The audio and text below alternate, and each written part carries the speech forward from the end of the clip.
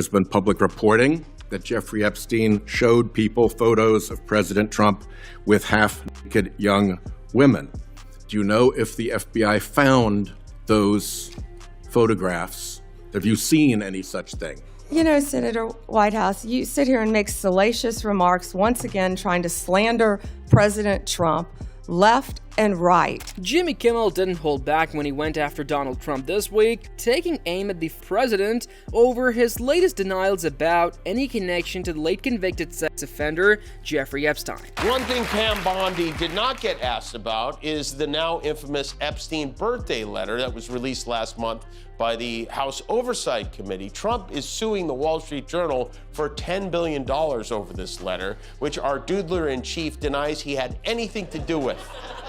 You signed Jeffrey Epstein birthday letter. It's not my signature, and it's not the way I speak. And anybody that's covered me for a long time knows that's not my language. It's nonsense. During a recent episode of his late-night show, Kimmel aired a highly pointed montage of Trump clips, creating what many called a viral supercut, highlighting the president's past statements about Epstein and women. The comedian seized an Attorney General Pam Bondi's evasive answers during a Senate hearing on the matter, framing the discussion in a way that made the audience question just how far Trump might be trying to distance himself from Epstein. Bondi's refusal to directly address whether there were photos showing Trump and Epstein with partially clothed young women became a key moment for Kimmel. He framed the Attorney General's hesitation as telling, hinting to viewers that her answers, or lack thereof, spoke louder than any official denial. The segment moved to Trump's attempts to discredit a peculiar birthday note allegedly written to Epstein, which contained language that Trump called nonsense. The Supreme Court is back in session. They rejected today an appeal by Ghislaine Maxwell to overturn her conviction. That means her only chance at getting out of prison is a pardon from you. Is that something you're open to? Who are we talking about? Ghislaine Maxwell. You know, I haven't heard the name in so long. I can say this, that I'd have to take a look at it. I would have to take a look. Did they reject that? She wanted to appeal her conviction. And what happened? They said that they were not going to hear her appeal. I see. Well, I'll take a look at it. I will speak to the DOJ. I wouldn't consider it or not consider it. I don't know anything about it. So, but I'll speak. I will speak to the DOJ. Why would she be a candidate for clemency, sir? I don't know. I mean, I'd have to speak to the DOJ. I'll look at it. I have a lot of people have asked me for pardons. I call him Puff Daddy has asked me for a pardon. But she was convicted of child sex trafficking. Yeah, I mean, I'm going to have to take a look at it. I'd have to ask DOJ. I didn't know they rejected it. I didn't know she was even asking for it, frankly. Let me ask you something else. There's been public reporting that Jeffrey Epstein showed people photos of President Trump with half-naked young women. Do you know if the FBI found those photographs in their search of Jeffrey Epstein's safe or premises or otherwise? Have you seen any such thing? You know, Senator Whitehouse, you sit here and make salacious remarks, once again trying to slander President Trump, left and right, when you're the one who was taking money from one of Epstein's closest confidants, I believe, I could be wrong, correct me, Reid Hoffman, who was with Jeffrey Epstein on multiple occasions. And the senator sitting right next to you tried to block the flight logs from being released. Yet you're grilling me on President Trump and some photograph with Epstein? Kimmel cleverly drew connections between Trump's own past words and the phrasing in the note, letting the clips speak for themselves and prompting viewers to draw their own conclusions about the former president's statements over the years. Kimmel's humor, blending sarcasm with sharp observation, didn't stop there. He compared the secrecy surrounding the Epstein files to a teenager shutting their laptop abruptly, implying that Trump's motivation for keeping such records private was just as obvious. The late-night host commentary illustrated a broader frustration among the public with the continued lack of transparency, as calls for the release of FBI files on Epstein and his associates have grown steadily over time. Must be more to life than having everything. Look what I have. I have everything. I have everything. We have everything. Donald, yes there is, but I won't tell you what it is.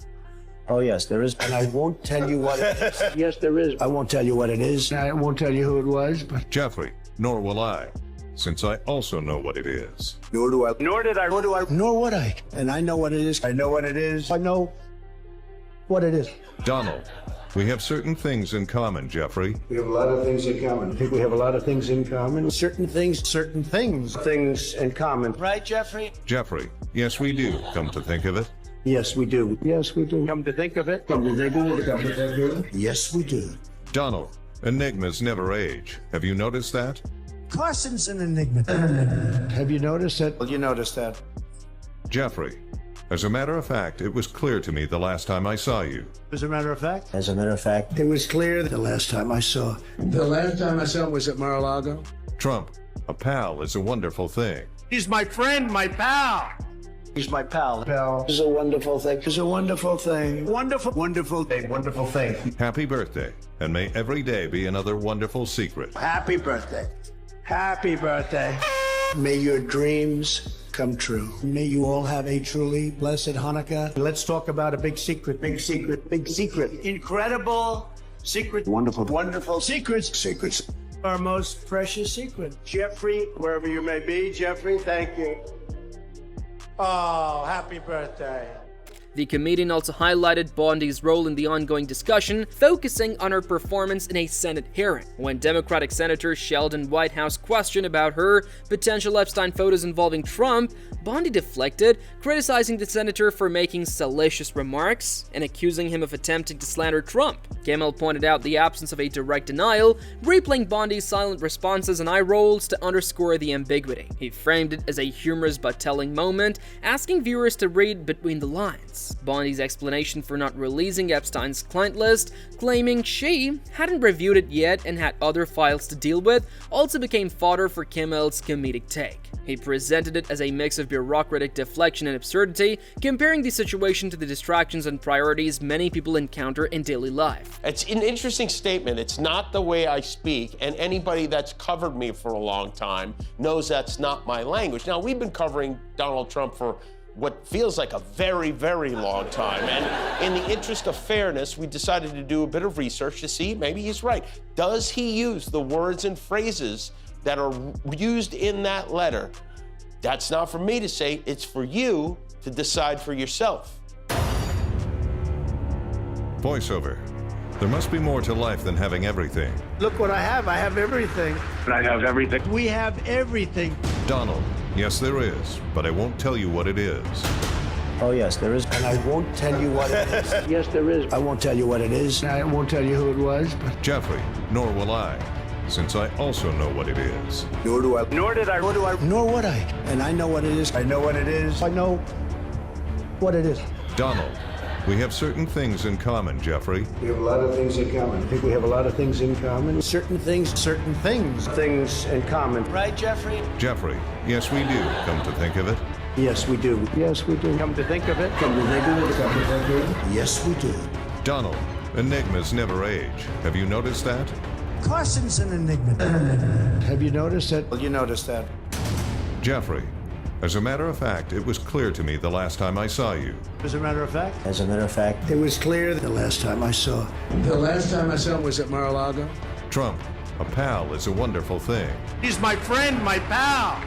He's my pal. Pal is a wonderful thing. It's a wonderful thing. Wonderful, wonderful thing. Wonderful thing. The segment also serves as a reminder of Kimmel's broader relationship with Trump. The comedian had previously been targeted by the former president, who celebrated a temporary suspension of Kimmel's show following pressure from the Federal Communications Commission. Kimmel turned that episode into a moment of triumph, joking that the attempt to cancel him only increased viewership, forcing millions to tune in. He teased that perhaps Trump might release the Epstein files to redirect attention, weaving together humor with pointed criticism. At the same time, political opponents of Trump, including California Governor Gavin Newsom, continued to lampoon the former president for his public persona's business ventures. Newsom targeted Trump's promotion of luxury watches and cable networks, highlighting the contrast between the president's commercial endeavors and the ongoing challenges facing the U.S. government, such as potential shutdowns and gaps in healthcare coverage. He framed Trump's Trump's marketing in a way that exposed the apparent absurdity of prioritizing luxury items during serious national crisis, using social media to amplify the satirical message. Newsom also leveraged recent statements from FBI Director Kash Patel, who had emphasized the principle of equal treatment under the law in response to a high-profile legal case. The governor responded by pressing for the release of Epstein-related documents, highlighting ongoing public dissatisfaction with the pace of disclosure. Newsom's approach reflects a broader trend of using humor and satire to critique Trump's actions, framing it as a way to shine a light on the contradictions and excesses of his behavior while engaging a wilder audience through social media and late-night programming. He has previously deployed playful but pointed commentary on Trump's health, public appearances, and various missteps, turning these moments into viral content that challenges the former president's credibility and media persona. I would say that, these files were made up by Comey, they were made up by Obama, they were made up by the Biden, Okay, cool. Cool as a cucumber. This guy's not worried about a thing. So let me get this straight. According to Trump, all the top Democrats got together and said, let's create some fake files that destroy Trump's political career. They don't ever use them. They let Trump get elected, don't use them. Let Trump get elected again, still don't use them. And then once he's the president, hope he releases the files without ever looking at them. The continued fascination with Epstein extends beyond traditional media, reflecting a larger shift in how Americans consume information and shape narratives. Influencers like Candace Owens, Joe Rogan, and Thea Wan have demonstrated the significant reach and impact of social media and digital platforms, sometimes rivaling or even surpassing the influence of cable news and established media outlets. These creators have leveraged viral video formats to shape public perception, often focusing on conspiratorial narratives, including the ongoing mysteries surrounding Epstein and his network. I don't know if the people are going to forget. People are never going to forget. The problem is, do we have any power? What do we do? What do you do? You definitely can change the way you vote, like if it comes up again. But the problem is, this is a bipartisan issue. It's bipartisan. It's not. I don't know. I heard as a Democratic hoax. Yeah, I don't think that's true. Well, it's certainly not a hoax if you go to jail. Certainly not a hoax if Ghislaine Maxwell's in jail too. So she's in jail for trafficking. Excuse me. She's in jail for trafficking. But the question is, to who? Who's she in jail? You have to be trafficking to somebody in order to go to jail, right? Yeah. Owens in particular has cultivated a loyal following by framing her coverage in opposition to the mainstream press, portraying herself as a counterbalance to what she and her audience see as the biases or omissions of traditional media. Her content frequently revisits Epstein's connections to powerful figures, suggesting that elite individuals were manipulated or compromised through illicit means, and presenting this interpretation as an alternative to the official narrative. Her followers are encouraged to question mainstream reporting and consider the possibility of widespread concealment or influence, creating a polarized informational landscape where traditional journalism is often viewed with skepticism. Trump wants a Nobel Peace Prize, by the way, for the planned ethnic cleansing so that they could profit on the land and turn it into a beach town. So let me say this. This is our never again, okay? This is a Holocaust. A Holocaust just happened. A real Holocaust just happened. And we will never forget this. You need to tell your children what happened in Gaza. You need to tell them exactly who did it, exactly whose families were involved in this. And when you hear in the future somebody tell you, like, we're going to Gaza Beach for a vacation, you need to look at them like they are the absolute vermin of our society, because they are. They are. Their children will be cursed, okay? You go and you play in the sand where you know that your forefathers planned to mass murder children, you will be cursed. Every person who steps foot on that, every family that is set to inherit what they did, they will be cursed. Your children's children will be cursed. Gaza belongs to nobody but the Palestinians. So when you begin to move the Israelis in there, and when the Trump Hotel gets built on there, I caution the rest of the world to stay far away from that cursed land, because something is coming. You can't commit that much evil in broad daylight and not think it's going to come back to haunt you. This contrast between mainstream media and independent creators has given rise to two distinct spheres of influence. One grounded in traditional reporting and journalistic standards, and another centered on personal interpretation, digital virality, and engagement-driven narratives. Planet Normie, as one might call it, represents the conventional approach to news, prioritizing facts, sourcing, and editorial oversight. Planet Epstein, on the other hand, thrives on speculation, alternative explanations, and the viral spread of content that challenges the status quo, often focusing on scandals and hidden networks. Social media platforms and algorithmic feeds accelerate this process, allowing creators like Owens to reach audiences at a scale that traditional media struggles to match. It's late afternoon in the Caribbean, and a drone is flying towards a small island. The drone approaches a white house with a blue roof. It starts looking for a spot to peep inside. Why was the drone spying on this house? Well, it belonged to financier Jeffrey Epstein, who had died in a jail cell just 2 days before. Disgraced American financier Jeffrey Epstein has been found dead in his prison cell. Inside the house, the drone camera finds men and women wearing shirts that read FBI and NYPD. They are raiding the place. They're boxing up evidence. But after a minute or two, the agents inside start covering the window up with cardboard sheets to stop the drone from peeping inside. Unperturbed, the drone sweeps up and over the house to the nearby jetty, where the agents and police officers are preparing to load evidence onto a boat. In Epstein's residences, they found lots of CCTV cameras all over the place. Epstein used to record the behaviours that went on his island, and therefore there probably are tips around. The evidence in the boxes collected that day from the island and in similar raids at Epstein's mainland properties form what is now known as the full and complete Epstein files. We're still waiting to see the full and complete Epstein files, and in the absence of information, conspiracy theories sweep in to fill in the gaps. It's unbelievable. The guy killed himself, and now nobody's going to know. Even the person who flew the drone over Epstein's island got caught up in this. People online started speculating that the fugitive founder of McAfee antivirus software was the drone's pilot. He denied it and then died by apparent suicide in a Spanish prison in 2021, which will certainly help deal with any conspiracy theories. I might need to take another look at that drone footage. In this shifting landscape, Epstein's story remains a potent symbol. It represents unanswered questions, the pursuit of accountability, and the ways in which media, both mainstream and alternative, interacts with public perception. The viral nature of commentary, the demand for transparency, and the rise of digital creators collectively underscore the evolving relationship between truth, narrative, and audience in the 21st century. As both traditional outlets and social media influencers continue to navigate this environment, the story of Epstein serves as a reminder of the enduring power of information, influence, and engagement in shaping how the public understands and reacts to events of national and international significance. What about Epstein? What do you think about that? The Epstein thing is really interesting. I understand where people are coming from thinking that he was an asset. What I think might be off is what kind of asset people think he was. We're completely forgetting about the fact that FBI also has assets. And FBI assets can actually be protected from trial if they cooperate with the FBI. And how did Epstein make his money? How did he have the connections he had?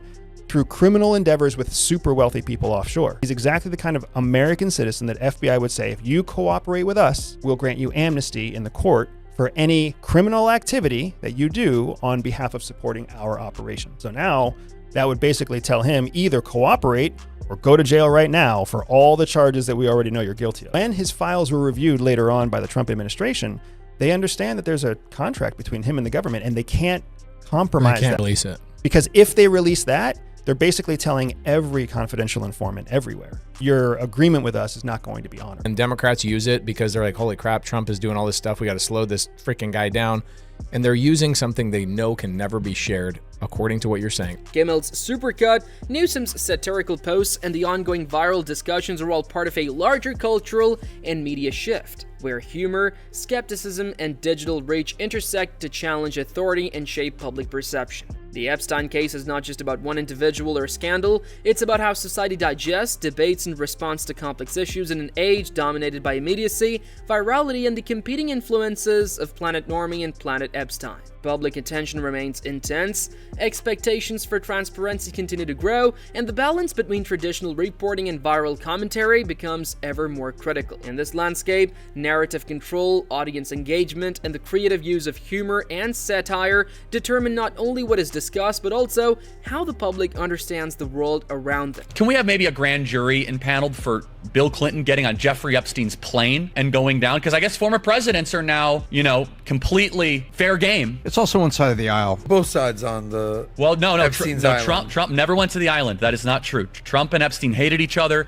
There's a lot of misinformation. Netflix did a lot of damage here. Trump kicked Epstein out of the club. He never went to the island. There's no evidence he ever engaged in the Epstein's nonsense. In fact, he kicked Epstein out because he was preying on young women. What's the likelihood that we'll ever learn about what happened on Epstein Island and any of the guys that will be held accountable for it? What's the number below zero? My hypothesis on Epstein, he was an intelligence asset either for the American government or for the Israelis. He had a Potemkin village of an investment facade, but it makes sense that if you were trying to run an intelligence operation either for the Saudis or for the Israelis or for the American government, that you would try to get the most powerful people in compromising situations with underage girls, capture it on film, and then be able to use it and blackmail. By reframing the Epstein controversy through humor, social media, and viral storytelling, figures like Kimmel and Newsom have tapped into a cultural vein that resonates broadly. They demonstrate the power of accessible commentary in translating complex issues into digestible, engaging content, while